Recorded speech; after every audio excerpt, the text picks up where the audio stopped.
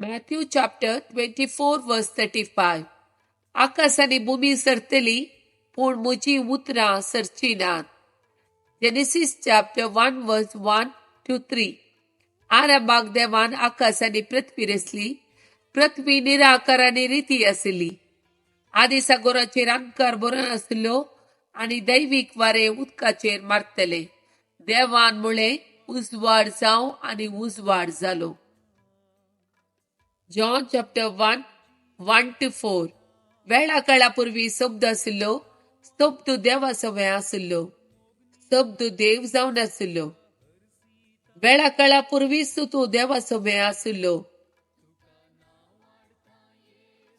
सर्व वस्तू ताचे मारी पात्रचन जाल्ल्यो आणि रचलेली खंयचीच वस्तू ताचे बिणे आयलेली ना. रचिल्ल्या हर एक वस्तून ताचे ताव जीव जडलो आणि तो जीवच मनशा कळाचो उजवाड जावंक पावलो. देवाच्या उतराच्यो 5 बसवण्यो. Psalm chapter 2 verse 8. म्हजे लागीं माग आणि हांव तुका राष्ट्रां तुझे दायज करून दिता. पृथ्वी शेकानशेक तुझ्या अधीन करता. Lamentation chapter 3 verse 57. हांवें तुका उलो मारलो तेन्ना तूं म्हजे लागीं आयलोय.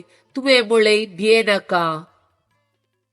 Psalm chapter 91 verse 14.